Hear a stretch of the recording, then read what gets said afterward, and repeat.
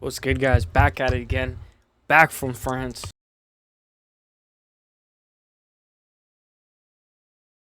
We're back from France. It was a beautiful, beautiful card. Amazing card. Oki, Altamirano, Ursuline, Brito, and Saint Denis were the only picks that I got wrong. 9 out of 5. I do not like that. We're going to do better. We're going to do way better this week, guys. 9 out of 5 is still positive, but we got to show a little bit more improvement. Lock of the week hit. 6 best bets hit. Bonus hit. Except for Ursuline. I don't like how I put Ursuline there, guys. I do not like how I put Ursuline there, but that was one of my 6 best bets that did not hit. But lock of the week hit, so lock of the week hit streak starts now. And we're going to be breaking down UFC 307, which takes place in Salt Lake City, Utah. It's going to be at Elevation. We know some iconic moments from there. Leon Edwards head kick KO over Kamaru Usman. Elevation, Luke Rockhold versus Borrachina. Paulo Costa. Amazing fight. So we might not have as many finishes on this card, but we're going to get right into it.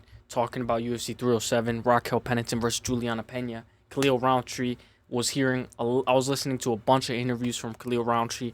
I recommend you should, because he's very sophisticated and very articulate with the way he talks. And it's actually pretty interesting in what he had to say about, the tainted supplement and how he, turned himself in and said that it was a honest mistake, which I believe him. So number 7 versus number 2. We're going to get into this entire card, starting with the early prelims, ending with the main event. So without further ado, let's get into it.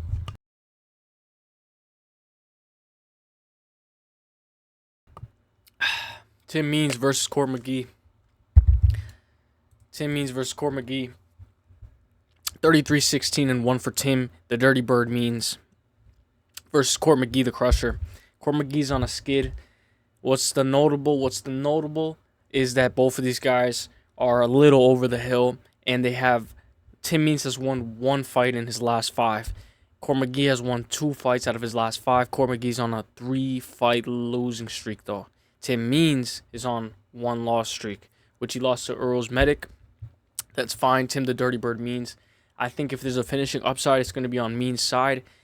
If you're going to fight a guy like Court McGee, you better be expected to go 15 minutes, because I definitely see this fight going the distance. One thing I wanted to say was this is over 5,000 feet in elevation, so be careful, because a lot of people will think that this fight might end late, or a lot of people might think that there might be more finishes, but this fight might end up both of them gassing. With that being said, Tim Means versus McGee juiced over. It's minus 183. This fight probably goes the distance, somewhat competitive. I don't really want anything to do with this fight, but Tim Means has the finishing upside. McGee has a win in Salt Lake City. His cardio is good, and Tim Means is also trains at Elevation in Albuquerque. So this is going to be a pretty good fight. I think whoever wins this fight is going to win by unanimous decision. 75-inch reach for Tim Means. Court McGee has a 75.5-inch reach. 5'11" 6'2", welterweight division. 40 versus 39. Very discrepant that they're old. Albuquerque, though, and he has a win in Utah, so both of these guys are going to be prepared for Elevation. With all that being said, I'm going to go Tim Means. I'm going to go by unanimous decision. If there's a finishing upside, Tim Means should be able to get a submission. If he's not able to get a submission, I don't know. It's a crazy fight because both of these guys are a little washed. But with all that being said, I'm going to go Tim the Dirty Bird Means to beat Court McGee by 29-28 unanimous decision. Maybe after losing the first round. Very, very competitive, close fight. I'm going to stay away from that fight. Ovince Preux versus Ryan Spann. Superman versus Ovince Preux rescheduled because the first time that it was scheduled, it fell through. With all that being said, has there been a lot of time from the rescheduled date to now? Yes. Yes, there has. Has anything changed since then to now? Not much. 27-17 and 0 for Ovince Preux. Ryan Spann is 21-10 and 0. Both of these guys have a lot of double-digit losses. A bunch. Not only do both of these guys have double-digit losses, but at a minus 340 favorite, Ryan Spann, nowhere near. He does not fit that price tag. We've seen him lose to notable guys such as Krylov, Anthony Smith, and Bogdan Guskov. I can't believe I'm even breaking down this fight. 33 years old for Ryan Spann, 41 years old for Ovince Preux. Light heavyweight division, 6'3 to 6'5, 80-inch reach for Ovince Preux. He's going to have a slight reach advantage. Ovince Preux has low output, very low output. He's going to throw some kicks there. He's going to throw some leg kicks. He's going to throw, has very good body kicks. With a guy like Ryan Spann, He has a great 1-2. Notable wins. Dominic Reyes KO'd him with a power jab, but he was hitting him a bunch of times with that 1-2. 1-2 from Ryan Spann is perfect. The thing is, he gets taken down a lot. In his last fight against Bogdan Guskov, he got KO'd from ground and pound, which was very, very crazy. It's very crazy because when you look at Ryan Spann, you don't know what to expect with a guy like Ryan Spann. Ovince Preux is a little bit more predictable, but with all that being said, none of these guys are predictable. I see this fight as a fight that I don't want to touch. I don't want to touch it at all. I just want to skip it. Minus 340 is nowhere near the price tag for Ryan Spann. Ryan Spann has good leg kicks, but I think Ovince Preux has better body kicks, and this is gonna be a striking fight unless one of them tries to shoot for a takedown. I'm gonna go Ryan Spann. And I'm gonna go by unanimous decision. I think this is gonna be a very lackluster fight, and I think that's why it's on the prelim card. That's one of the reasons why it's on the prelims.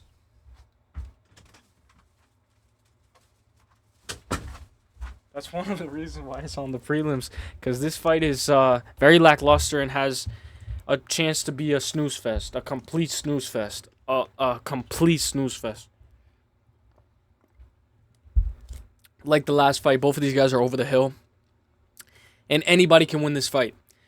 Ovince Preux hasn't had a finish in a long time. If he's gonna win this fight, I think he's gonna win by unanimous decision.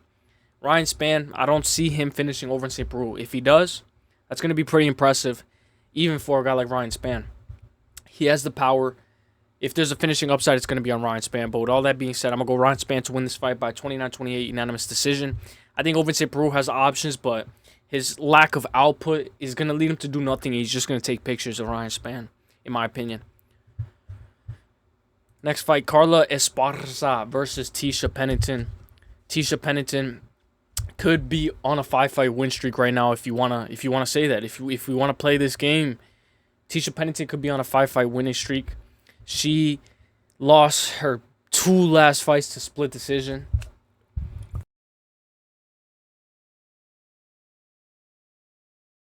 She lost both of her last fights by split decision. Mackenzie Dern and Tabitha Ricci. Crazy fight with Tabitha Ricci. I thought that, honestly, when I saw that fight, I thought Tecia won. Sorry, I thought Tecia won.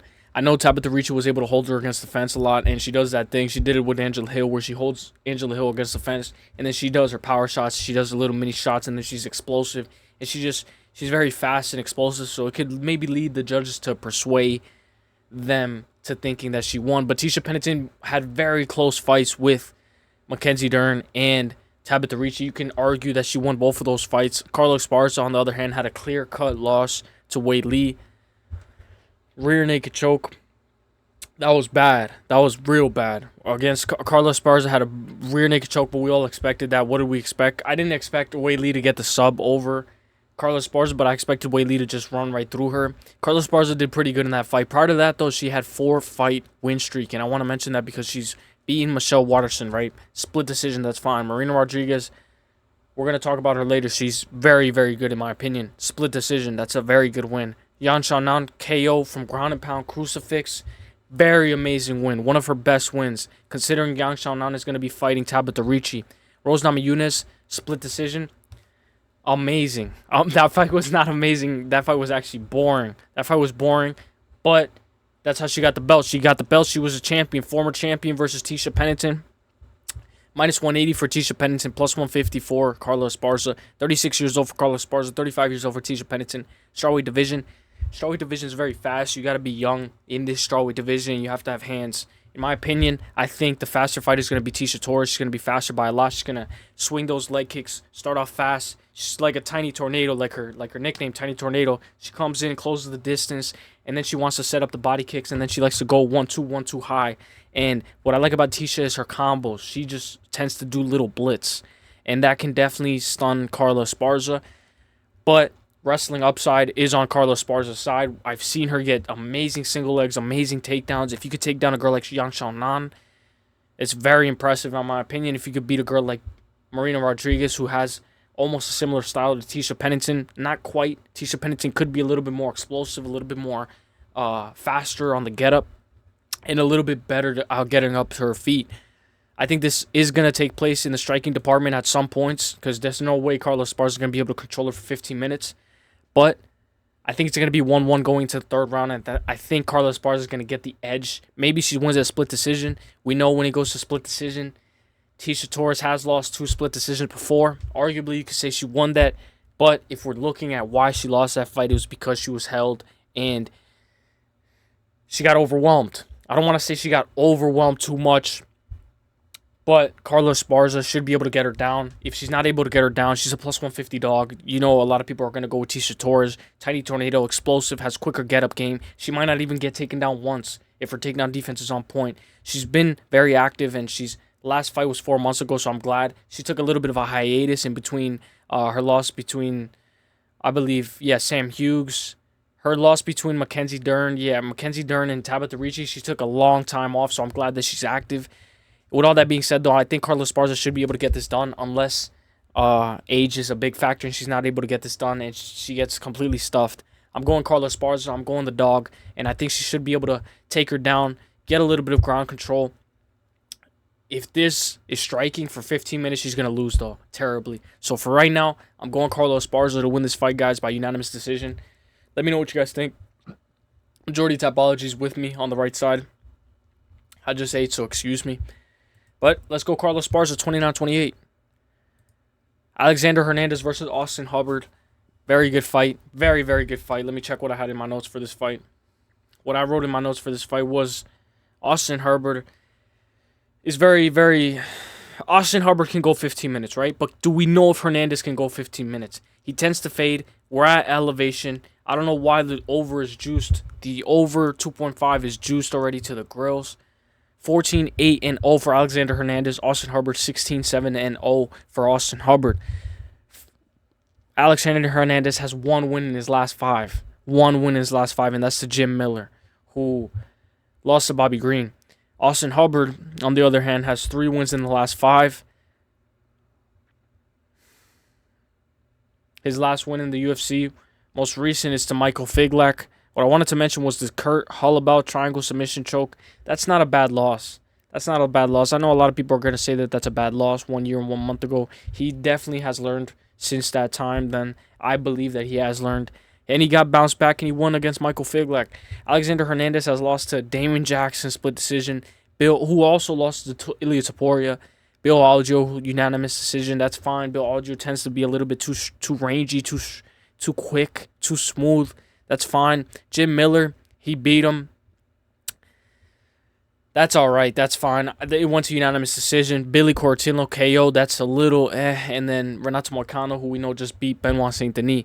32 years old for Alexander Hernandez. 32 years old for Austin Hubbard. 5'9" to 5'10", 72 inches to 71. Almost identical for the lightweight division. Number 65 in the world versus 91. Who has faced the better competition? Alexander Hernandez has been in the UFC for a longer time and has solidified himself as one of the, outside like the top 15 echelon of the division. Austin Hubbard is trying to crack right into that. He's trying to get up there. He's trying to make a name for himself. And I think that he's going to have way more better cardio. He trains in Denver, Colorado, who we know guys like Corey Sandhagen train there as well, and they have very good cardio. And it's automatically at elevation versus Texas, which Texas is not really at elevation. Even if it was at elevation, which we all know it's not, Alexander Hernandez tends to gas no matter what. After the first round, we can see that he tends to, his stomach goes in and out, and you can see that he's breathing heavy already. His grappling, his explosivity is why he tends to gas. His power is on the upside. The finishing upside is probably going to be an Alexander Hernandez. But I think a guy like Austin Hubbard can push him to the limits and make him quit. A lot of people are going to be going Alexander Hernandez. He's going to have more success in the striking department. But I think Austin Hubbard can get this job done. If he can't, it's because he's not able to take down a guy like Alexander Hernandez, who has shown to have great takedown defense. His notable win against Jim Miller was pretty good. It was a very close fight, though, very close. Damon Jackson split decision. You can argue that fight was even closer, but I think Damon Jackson won that fight. With Alexander Hernandez, you never know what you're going to get. But give me Austin Hubbard, because I know that if he can push his pace, if he can make it out the first round, he can probably win the second and third. So give me Austin Hubbard to win this fight by 29-28 unanimous decision. And I think he's going to lose the first round. I think he might not even be able to take down a guy like Alexander Hernandez, but If he is striking with Alexander Hernandez for 15 minutes, he's going to be in for a long, long night in Salt Lake City, Utah. Give me Austin Hubbard to win that fight. Give me the dog. Next fight. Ihor Potieria versus César Almeida. Ihor Potieria. This is the guy who did the dance over Mauricio Shogun, I think. Yeah, Rua. Carlos Olberg, he's lost. He's also Rodolfo Bellata. Robert Brzezek, he beat by decision, and I picked Robert, I believe, in that fight. And then Michel Pereira, he lost by submission. Very, very fast. César Almeida, recent loss to Roman Kopylov 3 months ago. That's fine that he took time off. That was a crazy, week leading up to that fight. Roman Kopylov versus César Almeida. Everybody was like, oh, let me go this, let me go that. It was split. It was even at times. Roman Kopylov was a dog. Opened up as a favorite, and everybody just hammered César Almeida. I chose Roman Kopylov to win that fight, but I pick flipped. So you can't even say that I chose him confidently. With a guy like César Almeida, he has very good fights against Alex Pereira. Glory kickboxing champion. 5-1-0 in the UFC, and that's fine if you lose by a decision. Roman Kopylov is one of the best. Minus 400. You know that's probably going to be a right price tag. Ihor Potieria has been in some fights, man. 310 for Madier. He's a plus 310, bro. We're gonna have some big underdogs on this card. 36 years old for César Almeida. 28 years old for Ihor Potieria. Middleweight division 6'3 to 6'1. 75 inches to 74. I'm gonna go César Almeida. I'm gonna go the kickboxing glory champ, and I think he should be able to finish this fight inside the distance. If he's not, then Ihor Potieria is tougher than I think. But I think majority topology is gonna agree with me. Not only do I think if you're a kickboxing glory champion, you should be able to run right through a guy like Ihor Potieria. But we know Ihor Potieria has had some success against Robert Brzezek. I chose Brzezek and Mauricio Rua. But he's lost 3 out of his last 5. Give me César Almeida by KO. And give me by second round KO. I think Ihor Potieria can make it out the first round. That's going to be a fun fight. Marina Rodriguez versus Iasmin Lucindo. Iasmin Lucindo is amazing. She's very good. She has a 3-fight win streak. She's won against Brogdon Walker. She's won against Poliana Viana and Karolina Kowalczyk. So she's getting a win streak for herself, making herself known. Iasmin, you got it. She lost. Who we know Iasmin just got knocked out brutally at UFC Noche, which was insane. I did not expect that at all. Amanda Lemos, on the other hand, Marina Rodriguez has lost to Amanda Lemos by KO, which is pretty crazy. 1 year and 10 months ago, that's fine. Verena Jandaroba decision, and then she lost to Jessica Andrade by split. That was a close fight. That was a close fight. If we have to talk about a fight that was really close, that was closer than almost any other fight, it was Marina Rodriguez versus Jessica Andrade. That was a close fight. You can say that the power, the overhand rights, the big swinging, landing, getting through, and the takedowns at the end of round 3 were the ones that got it done. That's the reason why she lost that fight. She was getting taken down way too much against Jessica Andrade. I did a live bet sprinkling Marina Rodriguez because I thought she could get it done. I thought it was 1-1 going into the third. But Jessica Andrade showed that she can push the pace, and if there's 5 more minutes, she can take you down and muscle you down and overwhelm you. This is another 3-round fight, so if Marina Rodriguez makes this fight closer than she needs to, like she does in every single one of her fights, this can easily go to Iasmin Lucindo. She's younger, probably going to be the faster fighter. She has 1-inch reach advantage. Maybe she can make it work. Minus 175 for Iasmin, and then plus 145 for Marina Rodriguez. 37 years old, upside. Very, very old for Marina Rodriguez in fight years. Of course, 5'6 to 5'3, 65 to 66 inch reach. Majority topology is going to go Rodriguez. I'm going to go Rodriguez as well. I think she can definitely outstrike a girl like Iasmin Lucindo. But number 15 versus number 17, this could be a passing of the guard. This could be a changing of the guard. And this could be a very notable, important win to her win streak for Iasmin Lucindo. Lucindo's from Brazil. She has great BJJ. She could probably, I don't want to say that she could wrap her up, but if there's going to be a submission, on either side. It could be on Iasmin's side, and I could definitely see a submission coming on Lucindo's side. I'm gonna go Marina Rodriguez. I think she's getting the hang of her game. I know she's getting older, but when she's striking and she's flowing, she's one of the best strikers I've ever seen, and she's a treat to watch. Probably one of my favorite fighters, Marina Rodriguez. If she wasn't so old, she would definitely have a great title run. She had a very good win streak prior to her most recent losses. Tapology has an insane update, which is insane. It looks so much different now, but she put together a couple of good wins. Very, very good wins. For some reason, okay. She put together a bunch of good wins against Yan Shannon, Mackenzie Dern, Michelle Watterson, and Amanda Rimas. That was very good. It was a 4-fight win streak, and she was on the verge of a title shot. But then she lost to Amanda Lemos, Verna Jandaroba, beat Michelle Watterson by round 2 KO, and then she lost to Jessica Andrade. So she's facing more elite competition. She's getting more used to it, and I think she's ready. She's ready to gatekeep her spot and ready to defend her spot. I think a girl like Marina Rodriguez should be able to get this done. If she's not able to get this done, she's probably going to get overwhelmed and she's probably going to get subbed. If you're going last minute Lucindo, why not go by submission or points? That's a perfect play, and this is definitely a close fight. I'm going to take the dog, Marina Rodriguez, and if I'm wrong, then I'm wrong. But I love Marina Rodriguez, and I like the way she strikes, and when she's in her zone, she enters her flow state. Probably some of the best striking I've seen. Her leg kicks, her setups for the 1-2, and when she's in the pocket. The only thing is she doesn't like power. She doesn't like getting hit too hard. But give me Marina Rodriguez to win this fight by 29-28 unanimous decision.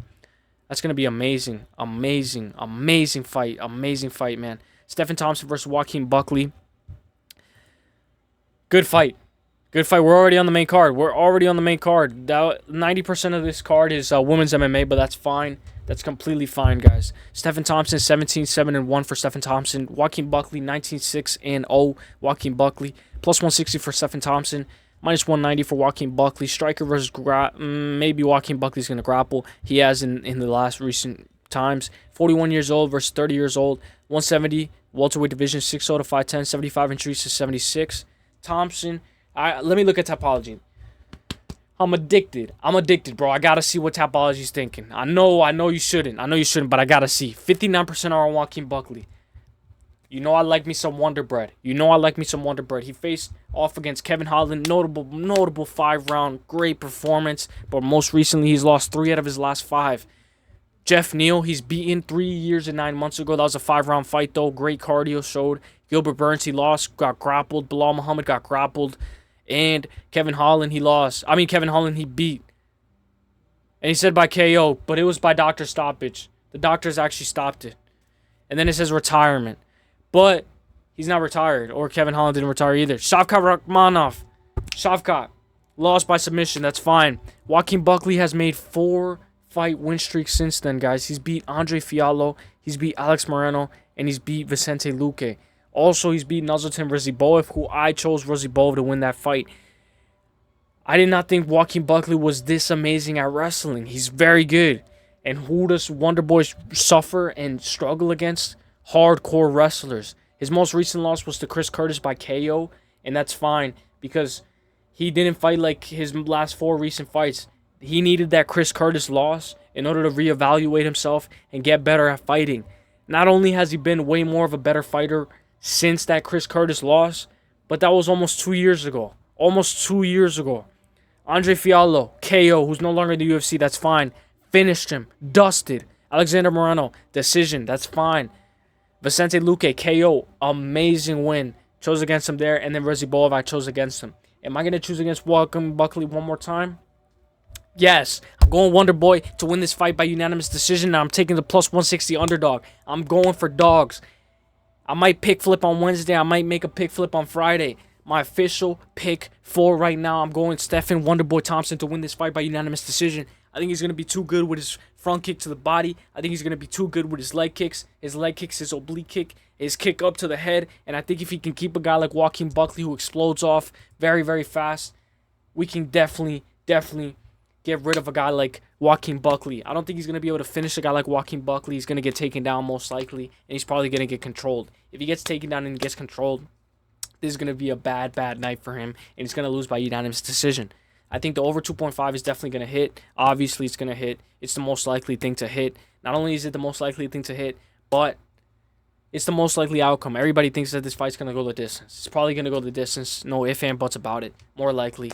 And give me Stephen Wonderboy Thompson to win this fight by 29-28 unanimous decision. I think it might even go split decision. I think this is going to be a close fight. But if we're going to be talking about what we want to do with Stephen Wonderboy Thompson, I'm going to go Wonderboy. Just give me Wonderboy. I know a guy like Joaquin Buckley should be able to win this fight. He should be able to grapple. He should be able to show how explosive he is and get him down to the ground. A guy like Wonderboy and control him and win by unanimous decision. Maybe he can even finish a guy like Stephen Thompson. We don't know. He's very powerful. But when it comes to striking, in the striking department, if this stays 15 minutes striking, who's the better striker? Who's the better fighter overall? If Wonderboy wasn't old, we know a guy like Wonderboy in his prime would whoop his ass. So give me Stephen Wonderboy Thompson to win this fight. Joaquin Buckley's probably gonna call for an amazing matchup if he wins this fight. But give me Stephen Wonderboy Thompson to ruin that plan. And I'm going to go Stephen Wonderboy Thompson to win this fight by unanimous decision. The KO finish upside is on Joaquin Buckley. But we know he has vicious ground and pound. But I'm going to go Wonderboy. Let's go. Up the card, Roman Dolidze versus Kevin Holland. This is going to be an amazing fight because Roman Dolidze has put together a pretty nice win against Anthony Smith. Prior to that, he lost to Nassourdine Imavov. It was 5 rounds. And then Marvin Vettori, he lost 3 rounds by decision, clear cut. Jack Hermanson KO'd him, and then Phil Hawes KO'd him brutally. Kevin Holland has lost to Jack Della and Michael Venom Page. Kevin Holland doesn't have the best IQ. He let Stephen Wonderboy Thompson get up twice, and he also wasn't able to take down Jack Della or didn't want to shoot any takedowns on Jack Della, but that's fine because Jack Della is very, very good, and he's very good at what he does. 26-11-0 for Kevin Holland, 13-3-0 for Roman Dolidze, 145 for Roman Dolidze, minus 170 for Kevin the Trailblazer Holland, 31 years old to 36. Roman Dolidze is way older. He's moving up. He's a middleweight, but he's going to 205. I think this should take place at middleweight, though. It should take place at middleweight. He's fought at 205 before, though.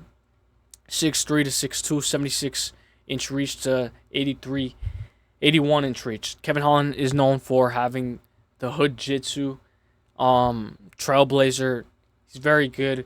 Very, very, very good. He trains at Jarvis Lutter BJJ versus Extreme Couture, who Roman Dolidze has trained with guys like Shane Strickland, has sparred with guys like Brendan Allen, and has had some notable advice from them.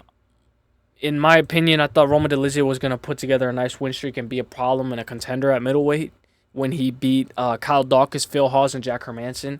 I thought he was going to beat Marvin Vettori as well, but we know that he struggled in the striking department and wasn't able to take down Marvin Vettori. And then Nassourdine Imavov, he wasn't able to take him down at all other than the 5th round and hold him against the fence a little bit. But we know Imavov just beat Brendan Allen, and that was a very good loss considering he lost by unanimous decision and he went 5 rounds and showed that Imavov has a little bit of a questionable gas tank if it goes past 3 rounds. Anthony Smith, he won. Anthony Smith didn't really do anything. We know Anthony Smith is a lot over the hill. He's way over the hill more than anybody else. So give me Roman Dolidze to win this fight, guys. By maybe sub. I'm going to go by sub or decision.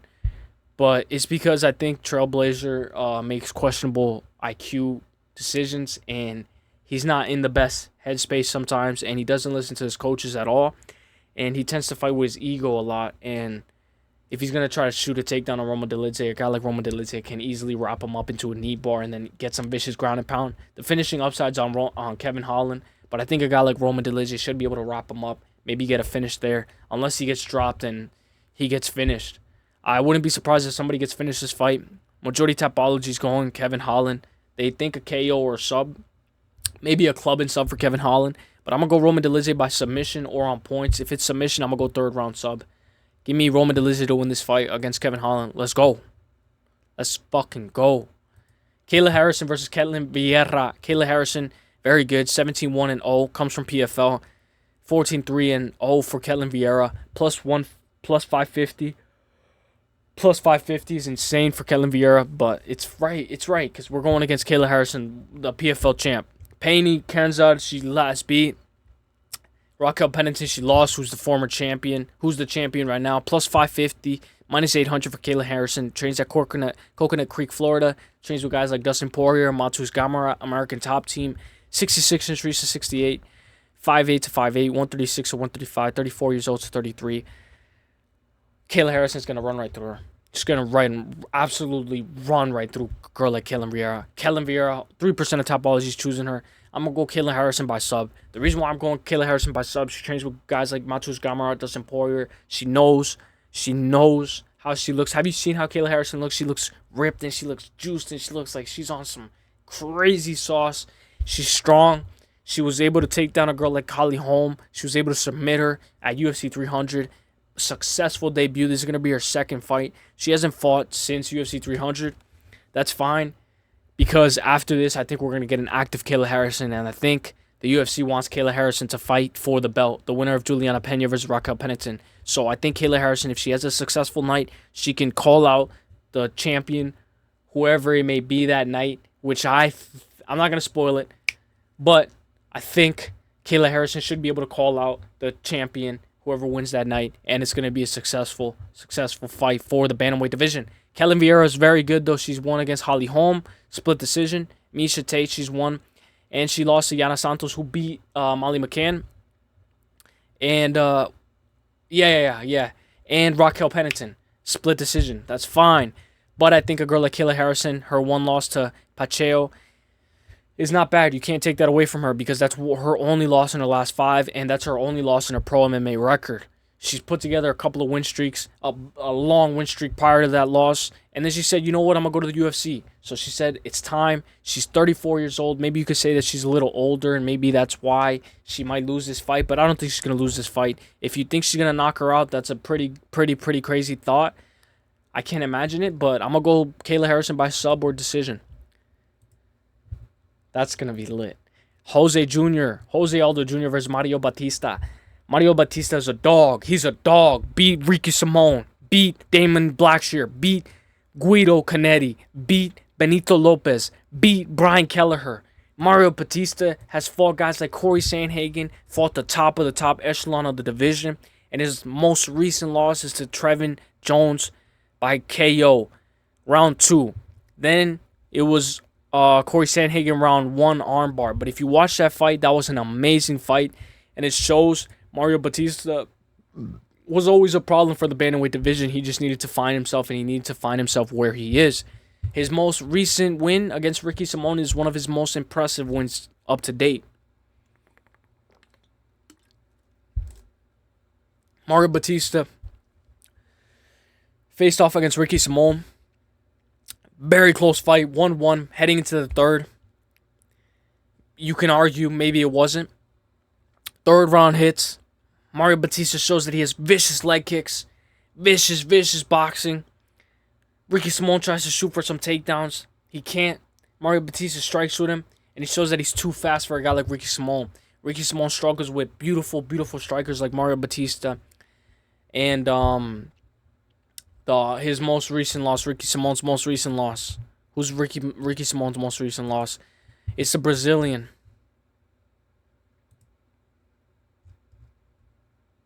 Vinicius Oliveira.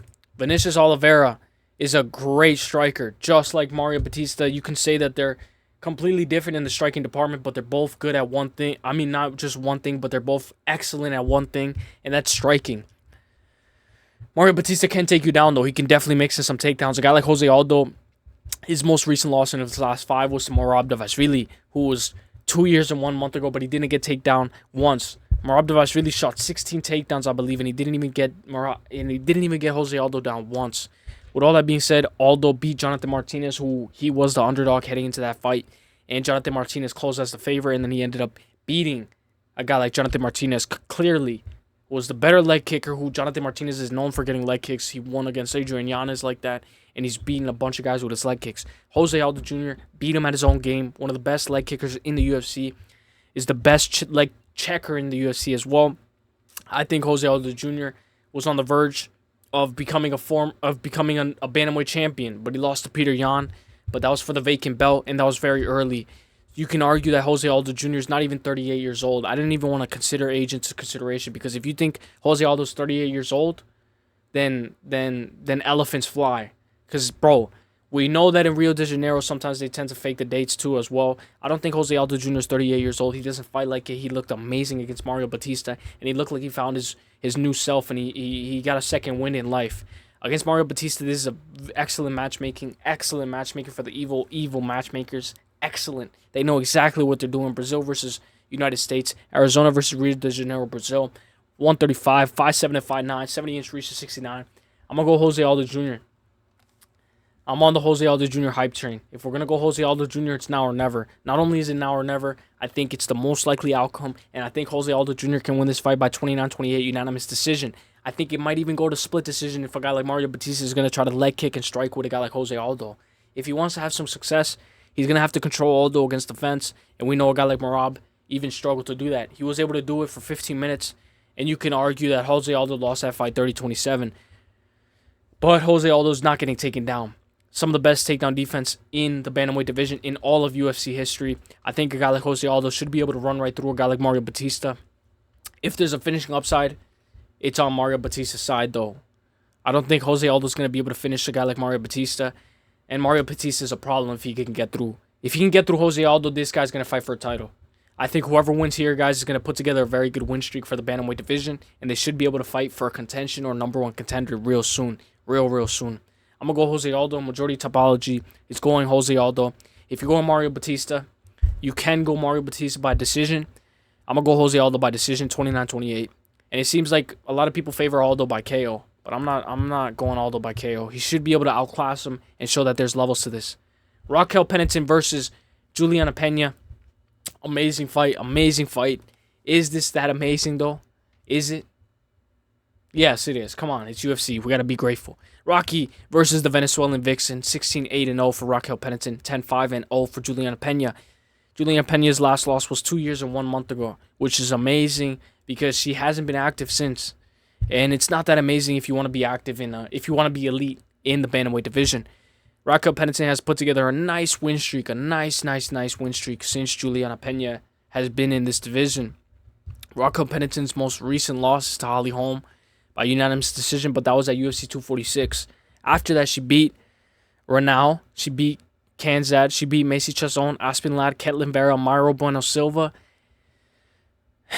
for the title. Honestly, she's put together an amazing win streak. 1, 2, 3, 4, 5, 6 fight win streak. She has wins over Irene Aldana, Mishi Tate, Elizabeth Phillips. She's never lost more than 2 in a row. She's lost to Amanda Nunes and Jeraine Demandamy. She lost to Amanda Nunes by KO round 5, 2 minutes and 36 seconds. That's fine. She went 5 rounds with the GOAT. With the literal GOAT. We know Juliana Pena went 5 rounds with the literal GOAT too, and she didn't get finished. But she took a beating. She got dropped like 3 times. Juliana Pena lost to Jeraine Demandamy, who Jeraine Demandamy is no longer in her prime no more, but when she was a problem for the bantamweight division. Amanda Nunes, she beat by submission 2 years and 9 months ago. I want to take that out of the equation, and I want to bring in this 36 years old versus 35. Bantamweight division, 5'7" and 5'6", 67-inch reach to 69.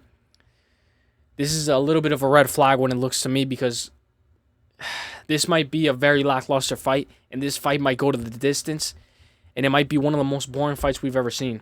If we thought Rose Namajunas versus Carla Esparza was boring, this fight right here might be one of the most boring bantamweight championship fights in UFC history. We know Amanda Nunes was an amazing, reignful champ, had a long reign, exciting fights. But I'm gonna go Rocky. Raquel Pennington. She's minus 185, plus 150 for Juliana Pena, who hasn't been active, hasn't fought in 2 years and 1 month ago. She thought she was gonna get the trilogy against Amanda Nunes. I don't know what she's been doing since then, and we don't know where she's at. Where's her headspace? What she's thinking? Does she still want to fight, or is she just collecting checks? Raquel has made a ton of improvements. Pena hasn't fought in a while. Where has Juliana Pena been? No canceled fights in between. 2 years, a 2-year off.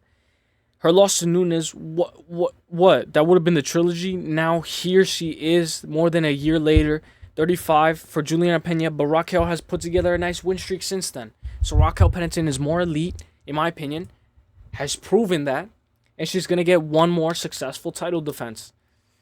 I like the Venezuelan. I would like it for Juliana Pena to win. and then she talks all of her what she needs to talk on the mic. But I'm gonna go Rocky. And I might even put her in a parlay. The what could go wrong parlay. Raquel Pennington versus Juliana Pena. Majority Tapology has Pennington to win this fight by decision. If there's a finishing upside, maybe Juliana Pena gets her back and she subs her.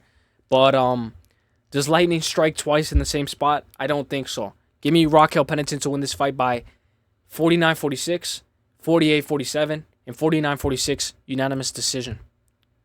Main event. Alex Pereira versus Khalil Rountree. Shout out to Shaq MMA. Because if you've been watching Shaq MMA, he dropped out an interview. I thought it was a pretty good interview. You know, I got to feel for Khalil. I got to feel how he was. I got to feel what he's thinking, you know. 11-2-0 for Alex Pereira. Khalil Rountree, 13-5-0. He's lost to notable guys that we all know. He's lost to Ian Cutelaba, who just beat Ivan Ersland, which is insane. And then he's lost to a lot of guys, to be honest. Johnny Walker, he's lost to. Ian Cutelaba, he's lost to. Marcin Prachnio, he lost decision. And then he lost to Tyson Pedro, Angel Sanchez, and then Corey Hendricks. This was at the beginning of his career. When he went to Thailand, and, you know, I don't know what happened in Thailand, but we know what happens in Thailand stays in Thailand. He reevaluated himself, and he turned into a new human being. He turned into a new fighter. I heard him on the JRE podcast, and he said that he had like a little spiritual journey, and that he's been a GOAT ever since then. Like, he's been on a killing streak ever since then. After his most recent loss to Marcin Prachnio, he said, I need to reevaluate myself, and I need a new regimen. I need to complete myself, and I need to go to Thailand, and I need to train there, and I need to see what I need to do, and I need to go.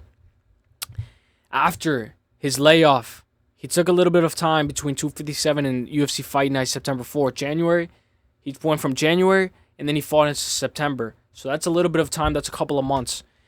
Beat Modestas Bukauskas, right? Vicious kick to the knee. Vicious Muay Thai stance. Vicious kick to the knee. Carl Robertson beat him. Kicked him to the body. This is like where you can hear the body shot in the apex. And it was brutal. Beat Dustin Jacoby by split decision. Beat Chris Daukaus, who we know is no longer in the UFC. But we know Chris Daukaus, we thought he was going to be a contender. And then beat Anthony Smith by TKO. So he's put together a nice 1, 2, 3, 4, 5 fight win streak. I can argue and I can talk my shit saying that I think that he doesn't deserve a title shot. But he has one of the best win streaks. I mean, other than Magomed Ankalaev. But he has a very good win streak that has been put together. And you could say, we needed a fight for 307. We needed to put him. He deserves it. Rightfully so. Let's give him a chance. Fair game. That's fair game. He has a nice win streak. It's not like a guy like Chito Vera who only won one fight getting a title shot. No, this is more, maybe you can argue that this is more reasonable. Or maybe this is kind of crazy because he was scheduled to fight Jamal Hill, and then that fight fell through because he popped for a substance that he admitted that he did mistakenly, and then now he gets a title shot. I don't know. I don't want to play that game, though. This fight's happening no matter what. We're not playing that game of if, coulda, shoulda, woulda. 37 years old for Alex Pereira. You can argue that maybe he's getting a little older. I'm going to put together a nice little in-depth breakdown later this week showing Alex Pereira's boxing and showing how he looks against heavyweight boxers and how he looks against former boxers. And we're going to look at his sparring and his footage. And we're going to look at Khalil Rountree's as well. And as I've been watching more and more tape study, I see that Alex Pereira is always going to get caught with a couple of shots. After a combination, after with his hands low, he's always going to get caught with shots. But is he going to get put out? No, because he has that chin. But he tends to drop his hands after combinations. And he tends to leave his hands very, very low. We saw against Yuri Prochazka in the first fight, he was getting caught up a little bit. That's fine. He finished him. That's fine. The second fight, no ifs and buts about it. Jamal Hill didn't even strike with him, got completely obliterated. The only guy who made it competitive, other than Israel Adesanya, was a guy like Jan Blachowicz. That's the only guy who made it competitive with a guy like Alex Pereira. And what did both of those guys do? They took down. They shot takedowns. Khalil Rountree's saying that he doesn't want to shoot a single takedown. Bro, what the fuck? You're not going to shoot one fucking take? Are you kidding me, bro? Bro, I'm not going to say anything. This is going to be a good fight. Maybe he has a good plan. Maybe he put together one of the greatest plans ever. And his coaches are saying that Alex Polton Pereira is going to shoot first. I doubt that. Alex Polton Pereira made a bet saying, if you shoot first, let's make a bet. Whoever shoots first. If you shoot first, you got to give me money. Alex Polton Pereira likes to play that game. He likes to play this game. He's put together a nice win streak. Jan Blachowicz split decision, got the title shot against Yuri Prochazka, defended it against Jamal Hill, and then defended it again. This will be his third title defense in what? A span of what? 10 months? His third title defense in a span of 10 months. Who else do we know has fought in a span of 10 months in fast time? Kevin Holland, 5 times he won in a year. Israel Adesanya defended his belt after months, quick, active. There's a lot of wear and tear that can be on your body. There's a lot of wear and tear.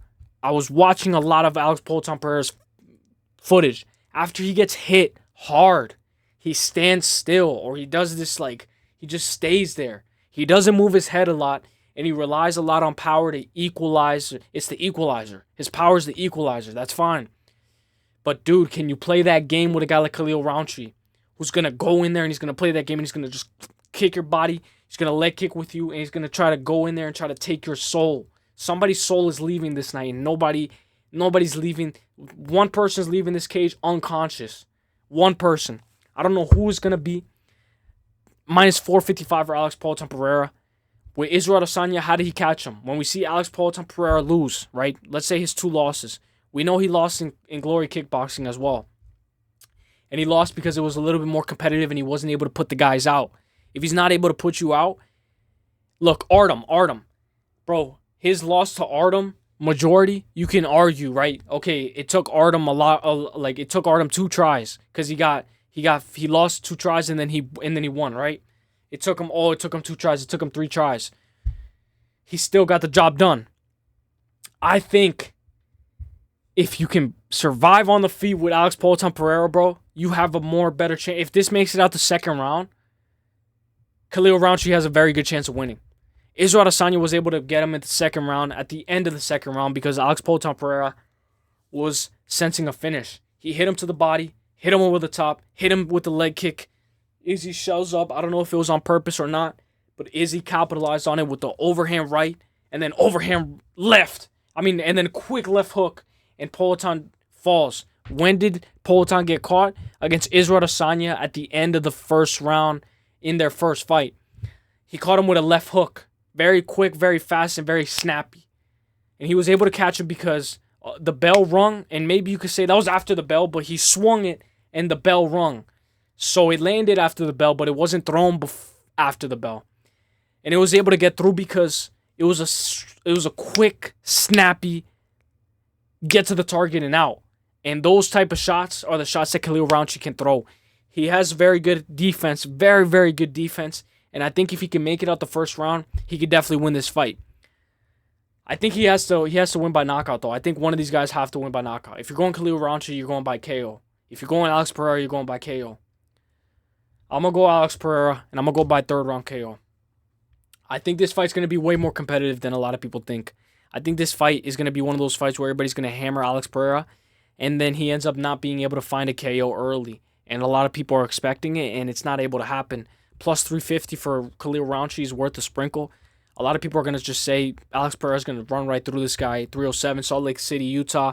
But it's in elevation. We're over 5,000 feet in the air, and we got to take everything into consideration. You never know how a guy feels like that when the bright lights come, and a guy like Khalil Rountree who's saying that it's his very first title shot, and whether he deserves it or not, he's there, and he's going to fight with all his guts and glory. This is going to be a very good fight. No matter who wins this fight, it's going to be a very good fight. And I think I'm going to go Alex Pereira to win this fight by third round KO. Alex Pereira is going to be able to hit the leg kicks, do his thing, have his low stance, and he's able to get away with his hands being low because he uses his head as bait in order to hit you with a left hand right hook. He likes a lot of hooks, but straight punches be looping punches. And if Khalil Rountree's game, and he comes with the right game plan, he should be able to win this fight. But I'm going to go Alex Pereira just because he has the equalizer. And the equalizer sometimes is the end-all, be-all. And he snaps like Thanos. So give me Alex Pereira by third round KO. I chose against him in the Yuri Prochazka 3-0 when he saved Conor McGregor card, 303. But I've been picking him since. I picked him against Jan Blachowicz. I picked him Yuri, and then I picked him Jamal, and then I said, nah, Yuri Prochazka is going to get it in the second time. But he did it. So I'm going to go Alex Pereira. I'm going to go third round KO. Let's go. Let me know what you guys think. Fuck yeah, bro. We're at UFC 307. Let's go. I'll see you guys. Peace.